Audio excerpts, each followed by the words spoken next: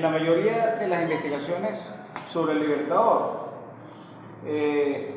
los estudios se han centrado mayoritariamente en los aspectos de Bolívar como estratega, como político, ¿verdad? Y como militar, dejando en un segundo plano en la pasión de Bolívar por la escritura, por la lectura y por el estudio.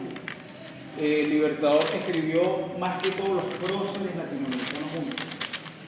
Su dominio del idioma, su facilidad de expresión y su cultura le abonaron su condición de escritor y de periodista. Sus piezas comunicacionales eran claras, concisas, lo que le permitió llegar fácilmente a las personas. Sus tratados internacionales, sus tratados diplomáticos, sus decretos, sus discursos, sus exposiciones, sus órdenes del día que eran repartidas a los diferentes comandos del país, lo convirtieron en un maestro en el arte de la impresión, de la imprenta, dominaba perfectamente la imprenta como herramienta, y lo convirtió en un maestro en el arte de la redacción, presentación y organización de los contenidos, amén de una intensa actividad periodística.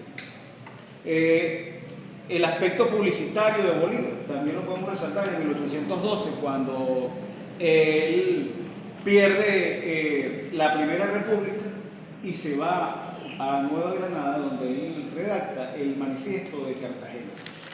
Ahí Bolívar magistralmente utiliza el sentido publicista como periodista para venderles su idea de la campaña admirable a los neogranadinos, que en realidad estaban recelosos de un venezolano recién llegado que desconocían y que de paso había fracasado en una Primera República. O sea que él tuvo que ser muy astuto y muy hábil en cuanto a la presentación de su proyecto para poder ganar adeptos políticos y militares y financiamiento económico. Para eso él se valió del taller de imprenta de Domingo Espinosa, y luego que él convence a ciertos oficiales neogranadinos como el presidente Manuel Rodríguez Torrices, utiliza las imprentas del Estado, donde Bolívar hizo un amplio despliegue periodístico y publicitario para vender la campaña admirable. Sus inicios como periodista lo podemos ubicar cuando se pierde la Segunda República y se va exiliado a Jamaica, ¿verdad? Ahí Bolívar comprende en realidad en su magnitud el daño que le hacían los escritores, los periodistas españoles en las diferentes prensas internacionales con respecto al proyecto de Bolívar. Esto hace que Bolívar como periodista se vea en la necesidad de responderle a estos escritos españoles en estos periódicos, y redacta sus cartas informativas en periódicos como el Jamaica Conrad y The Royal Gazette. Bolívar incluso hace su exposición sobre su intento de homicidio sucedido en Quito, y allí es donde redacta la famosa Carta de Jamaica, que el nombre oficial es Contestación de un americano meridional a un caballero de esta isla, que se llamaba Henry Cullen, que él le pidió información a Bolívar sobre los acontecimientos que estaban pasando en la República. Ahí Bolívar aprovechó en la Carta de Jamaica muy hábilmente, no solamente escribir el aspecto político de Venezuela, sino ahí Bolívar nombra su proyecto Libertador y la Gran Colombia, no como Gran Colombia, sino como un proyecto de unificar las naciones libres en Latinoamérica. Cuando la Gaceta de Caracas pasa a manos del Ejército Patriota, que iba de pasitos hacia el Ejército Patriota y de nuevo realista, cuando tomamos la Primera República y la Segunda República, en esos breves tiempos de la Gaceta de Caracas, Bolívar utilizaba seudónimos. Y Bolívar se encargaba no solamente del aspecto literario de la Gaceta de Caracas, sino en su redacción y en la presentación de la noticia. Bolívar, cuando pierde la Segunda República y comienza la Tercera República, Bolívar le dice a un compañero, a Fernando Peñalver, que estaba exiliado en Trinidad, le solicita una imprenta. Le dice: tráigame usted de algún modo u otro una imprenta que es tan útil como los pertrechos. Llega la imprenta y el 27 de junio de 1818 sale por primera vez el Correo del Orinoco, que fue un instrumento de una artillería del pensamiento del libertador Simón Bolívar, un órgano de guerra intelectual donde Bolívar responde a todos los ensayos periodísticos que se emitían desde la Gaceta de Caracas, y Bolívar, por supuesto, describe toda la información necesaria, utiliza este periódico como una vitrina comunicativa del proyecto.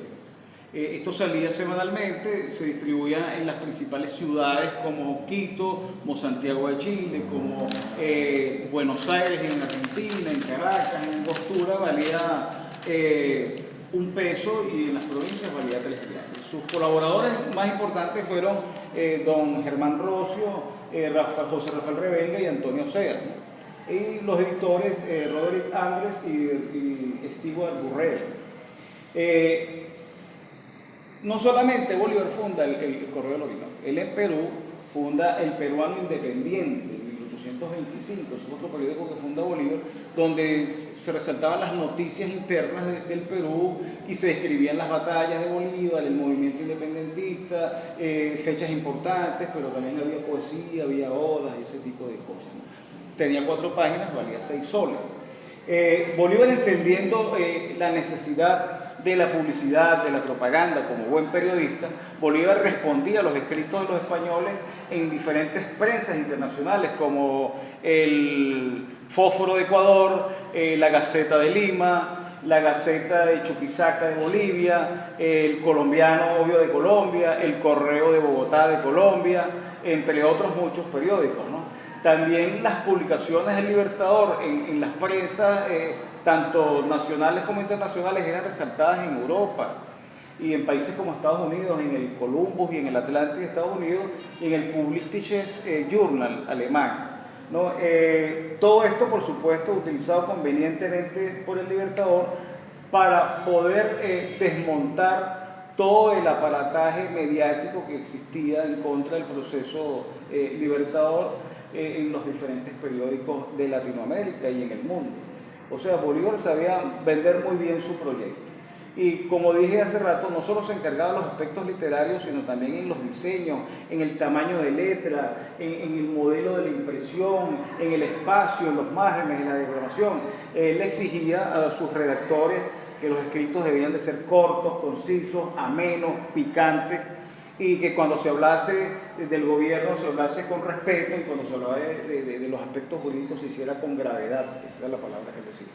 Quiero citar aquí algo que él le dirigió a Paula Santander cuando Paula Santander era el director del Correo de Bogotá. Lo voy a leer porque es una cita textual. Dice lo siguiente: la Gaceta, dirigiéndose a Santander, es muy chiquita, no contiene nada.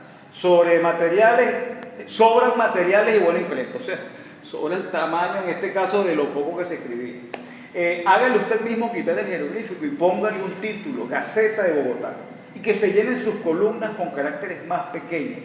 De igual modo, hay que ocuparse del diagrama del periódico. Noticias son las que interesan.